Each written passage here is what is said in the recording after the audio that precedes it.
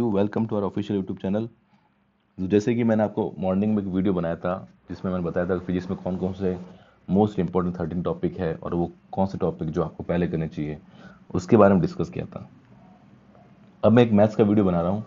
Maths में कौन कौन से टॉपिक जो है वो अपन को पहले करने चाहिए, कौन से टॉपिक वो है जो ज़्यादा इंपॉर्टेंट है, जहाँ से ज़्यादा क्वेश्चन बन सकते हैं। ठीक है, तो अपन उस टॉपिक की बात करते हैं। देखो मैथ्स के अंदर क्या है कि मैथ्स का पेपर दो टाइप से डिवाइड होता है। एक तो उसमें ग्रेजुएशन वाला पार्ट आता है, ठीक है, और एक पार्ट होता है 11th 12th का। 11th 12th बेसिकली क्या होता है, ग्रेजुएशन का जो पार्ट होता है उसके अंदर 11th 12th मिक्स होकर आता है। अगर आप 11th 12th पढ़ोगे तभी आप ग्रेजुएशन के क्वेश्चंस कर पाओगे। ठीक है, तो ऐसा कह सकते हैं कि दोनों मिक्सअप ही एक तरह से, समझ रहे हो। कुछ टॉपिक जो है 11th 12th में ही है, वो ग्रेजुएशन में नहीं, वो मैं बताऊंगा आपको। बाकी मोस्टली जैसे कैलकुलस है, तो कैलकुलस आप पढ़ोगे 11th 12th की तभी आप ग्रेजुएशन के कर पाओगे। तो ये बेसिकली कैलकुलस जो होता है वो 11th 12th का भी आता है, ग्रेजुएशन का भी आता है। अब सबके टॉपिक मिला के बताता हूँ मैं आपको कौन से टॉपिक जो है वो सबसे ज़्यादा इंपॉर्टेंट होते हैं। ठीक है ना, तो बात करते हैं फर्स्ट टॉपिक की। तो फर्स्ट टॉपिक जो सबसे ज़्यादा इंपॉर्टेंट आता है वो आता है आपका मैट्रिक्स एंड डिटरमिनेंट।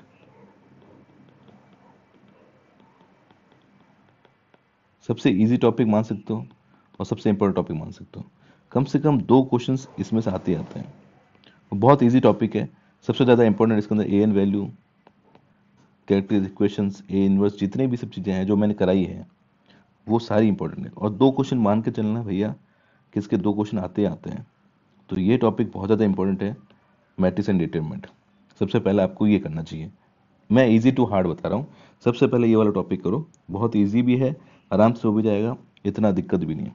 तो मैट्रिक्स एंड डिटरमिनेंट। सेकंड अगर मैं बात करूँ, सेकंड टॉपिक आता है आपका सीरीज, जो टॉपिक अभी मैं पढ़ा रहा हूँ। Convergent, divergent, oscillatory, conditional divergent, absolute convergence, जितने भी हैं ये सारे के सारे इंपॉर्टेंट है। कम से कम दो क्वेश्चन आजकल इसके आने लगे हैं और ये बहुत इजी टॉपिक है, आराम से आप कर सकते हो। तो ये वाला टॉपिक भी बहुत इंपॉर्टेंट है। फर्स्ट मैट्रिक्स डिटरमिनेंट, सेकंड आपको पढ़ना चाहिए सीरीज के अंदर कन्वर्जेंस एंड डाइवर्जेंस।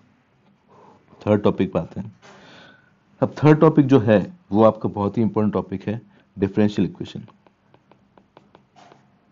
और ये इतना इंपॉर्टेंट टॉपिक है कि हर स्टूडेंट को मैं ये बोलूंगा, इसको कंप्लीट करके जाना, बहुत अच्छे से करके जाना। बहुत अच्छे से मतलब इसको कम से कम 4 5 बार पढ़ के जाना। 3 से 4 क्वेश्चन जो है वो श्योर आने ही आने डिफरेंशियल इक्वेशन से। अब डिफरेंशियल इक्वेशन सारे part, differential equation first order क्या होती है, application of differential equation first order क्या है, लीनियर डिफरेंशियल इक्वेशन क्या है, application of linear differential equation क्या है, अदर टाइप है, पार्शियल डिफरेंशियल इक्वेशन है, सब टाइप की इक्वेशन बता रहा हूँ। कम से कम 3 4 क्वेश्चन इसमें से आएंगे आएंगे। अब आपको ये पढ़ना कैसे है? आपको सबसे पहले क्लास 11th और 12th का भी पढ़ना है इसका, फिर आपको हायर पढ़ना है। इन सब के मिला कर बता रहा हूँ कि कम से कम 3 से 4 क्वेश्चन आपको इस टॉपिक से मिलेंगे मिलेंगे। तो बहुत ही काम का टॉपिक है, बहुत अच्छा टॉपिक है, इसको बहुत अच्छे से करके जाना है, जो जो टॉपिक मैं बता रहा हूँ। फोर्थ टॉपिक अगर बात करें, फोर्थ टॉपिक सबसे ज़्यादा जो इंपॉर्टेंट टॉपिक है, जिसका अंदर पेपर का 33% जो होता है पोर्शन इसी का होता है, कैलकुलस का। करीब करीब मान के चलना 8 से 10 क्वेश्चन जो है ना वो इसी के होते हैं। अब कैलकुलस के अंदर मैं सब कुछ मिला रहा हूँ। कैलकुलस में आपका फंक्शन भी आ गया, लिमिट आ गया, कंटिन्यूटी आ गया, डिफरेंशियबिलिटी आ गया। ठीक है, फिर अगर हायर की बात करें सब कुछ आ जाएगा, एरिया भी आ जाएगा इसके अंदर। फिर हायर की बात करें तो आपका पार्शियल डिफरेंशिएशन आ गया। ठीक है, फिर आपका इंटीग्रल कैलकुलस आ गया, फिर आपका मल्टीपल इंटीग्रल आ गया, फिर एप्लीकेशन ऑफ इंटीग्रल आ गया। जितनी भी चीज़ें हैं ये सबसे ज़्यादा इंपॉर्टेंट है, सबसे ज़्यादा इंपॉर्टेंट कुछ है तो कैलकुलस है, जो सबसे ज़्यादा आती है। हर टॉपिक के एक एक क्वेश्चन आते ही आते हैं। तो कैलकुलस वाला पार्ट आपको छोड़ना नहीं चाहिए, बहुत अच्छे से करना चाहिए। ठीक है, सबसे ज़्यादा इंपॉर्टेंट है, इसको सबसे ज़्यादा टाइम देना है मैथ्स के अंदर। ऐसे सबको देना है, लेकिन देखो अब इस हिसाब से देखो, सबसे पहले मैट्रिक डिटरमाइन कर लिया तो आपके दो क्वेश्चन हो जाएंगे, सीरीज कन्वर्जेंट कर लिया तो आपके एक दो क्वेश्चन इसके अंदर हो जाएंगे, डिफरेंशियल इक्वेशन कर लिया। ऐसे करते करते क्या होगा, आपके जो मैं बता रहा हूँ करीब करीब 80 90% उसमें से आना आना है। तो ये आपका हो गया डिफरेंशियल इक्वेशन, बहुत ज़्यादा इंपॉर्टेंट है। ठीक है, सीरीज बहुत इंपॉर्टेंट। अगला अपन लेते हैं फिफ्थ टॉपिक जो इंपॉर्टेंट है, वो है कॉम्प्लेक्स। अब इसके अंदर एक तो कॉम्प्लेक्स नंबर है और कॉम्प्लेक्स नंबर के एप्लीकेशन। देखो ये तो 11th 12th क्लास का है और ये है ग्रेजुएशन का, जिसके अंदर ये दोनों टॉपिक मैंने करा दिए हैं।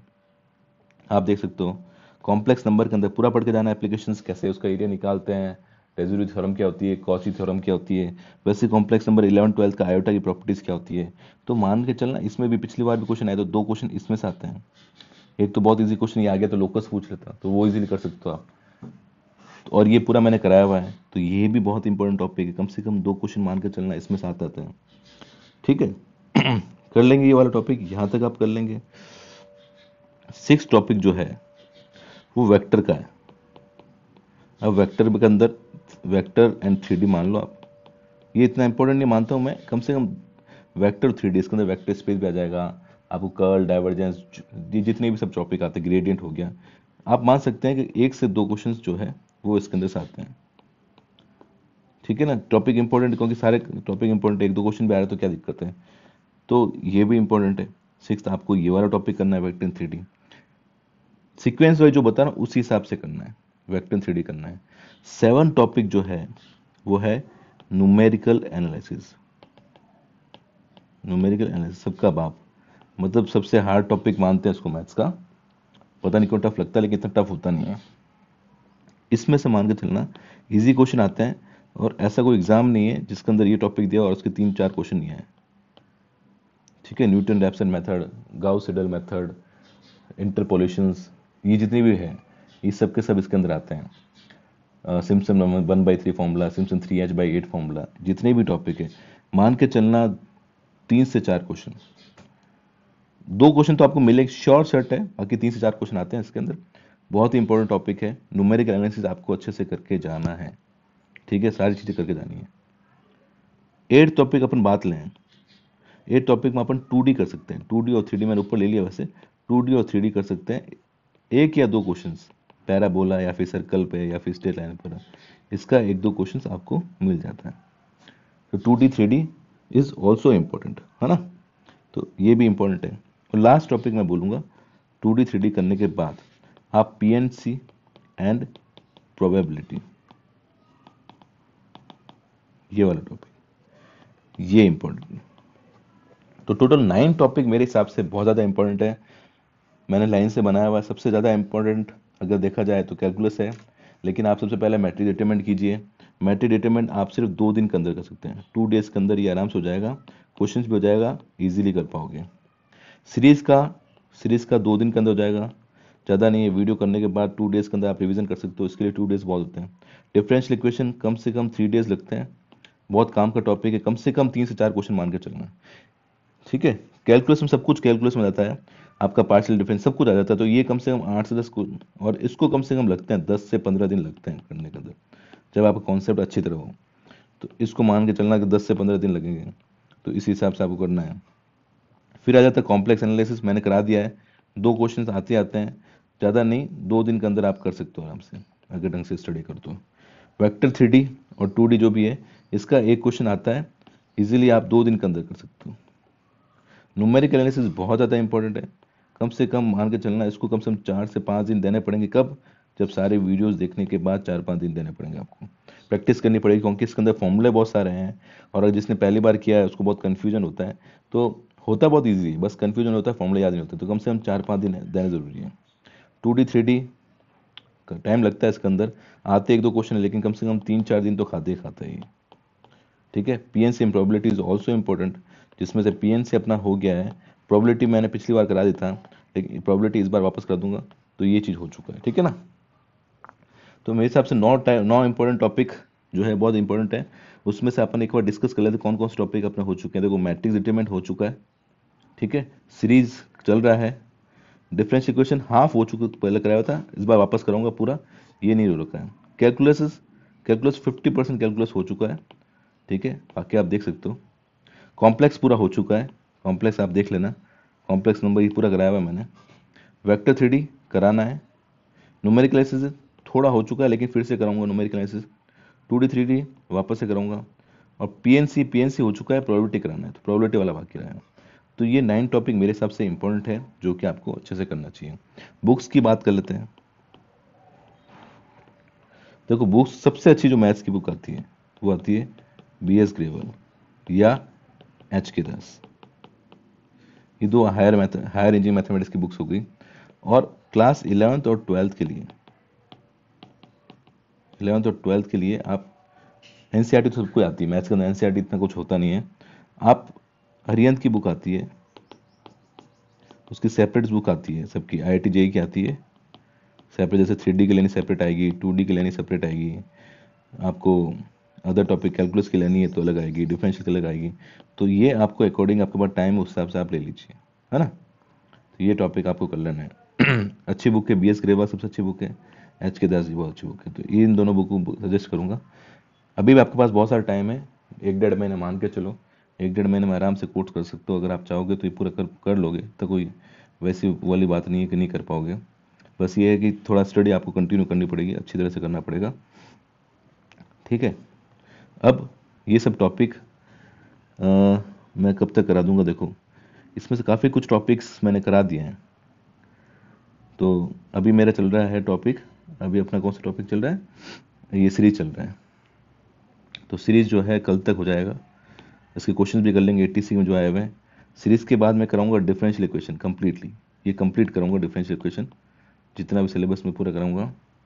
डिफरेंशियल होने के बाद कॉम्प्लेक्स हो चुका है, फिर मैं स्टार्ट करूंगा numerical analysis, second question numerical start करूंगा, ठीक है। उसके बाद वापस अपन आ जाएंगे कैलकुलस पर। कैलकुलस में जो पार्ट बच गया है, ये 2D जो पार्ट बढ़ गया, सॉरी, लिमिट कंटिन्यू, देखो क्या क्या हो चुका है, फंक्शन हो चुका है, लिमिट हो चुका है, कंटिन्यूटी हो चुका है, डिफरेंशियबिलिटी, एरिया हो चुका है, पार्शियल डिफरेंस कराऊंगा, इंटीग्रल कराऊंगा, मल्टीपल इंटीग्रल, इंटीग्रेशन हो चुका है, इसमें से इंटीग्रेशन भी मैंने करा दिया है। तो जो जो हो चुके हैं वो आप प्लेलिस्ट में जाकर देख लेना, जो जो नहीं हुए वो वापस अपन करेंगे। लास्ट में 2D 3D वेक्टर ये सब लास्ट में करेंगे अपन, ठीक है। तो इस तरीके से रहेगा। तो ये मेरे हिसाब से 9 जो टॉपिक है वो सबसे ज़्यादा इंपॉर्टेंट है, सबसे पहले आपको ये करना चाहिए, है ना। इस पर ज़्यादा फोकस करना चाहिए, कम से कम 10-12 घंटे पढ़ो। एक मैं स्टडी करने का तरीका बताता हूँ आपको। देखो अब मान लो कि बाई चांस मान लो कि 45 डेज है आपके पास, तो 45 डेज में क्या करो, ऐसे टारगेट बनाओ। टारगेट कैसे बनाओगे, देखो अगर नंबर ऑफ आवर्स स्टडी करोगे तो सिलेबस छूट जाएगा, टारगेट बना के करोगे तो कभी सिलेबस नहीं छूटेगा। टारगेट जैसे मान लो कि मुझे मैट्रिक्स डिटरमिनेट करना है, तो आप ऐसे करो, उसको 2 दिन का टारगेट रखो। तो सबसे पहले देखो क्या आपके पास सफिशिएंट मटेरियल है, सफिशिएंट मटेरियल सबका रखो है। तो 2 दिन का टारगेट को कैसे भी करके पूरा करना ही करना है। तो टारगेट बना के स्टडी करो, 2 दिन के अंदर कंप्लीट करना, चाहे उसके लिए 20 घंटे पढ़ना पड़े, 18 घंटे पढ़ना पड़े, लेकिन करना 2 दिन के अंदर है। ऐसा करने से ये होगा कि आपके टॉपिक्स जो होंगे वो फटाफट क्लियर होना स्टार्ट हो जाएंगे, आपका सिलेबस फटाफट हो जाएगा। जैसे फॉर एग्जाम्पल आपको इंग्लिश करनी है, तो इंग्लिश का जैसे आप सब मतलब इंग्लिश में आप पढ़ रहे हो इडियम्स, वन वर्ड सिनोनिम्स, ये पढ़ रहे हो, तो आप 1 दिन का टारगेट रखो, 1 दिन में करना ही करना है, चाहे उसके लिए 15 घंटे लगे, 16 घंटे लगे, 18 घंटे लगे, लेकिन करना 1 दिन के अंदर है। तो इस तरीके से स्टडी करोगे तो आपका सिलेबस बहुत कम टाइम के अंदर अच्छा हो जाएगा, ठीक है। तो मेरे हिसाब से मैथ्स के टॉपिक थे। अब इसको आप स्टडी कीजिए, आपके पास जो मटेरियल उससे पढ़िए, और जो मैं आपकी हेल्प कर रहा हूँ उसको भी देखिए, ठीक है। So thank you so much for watching.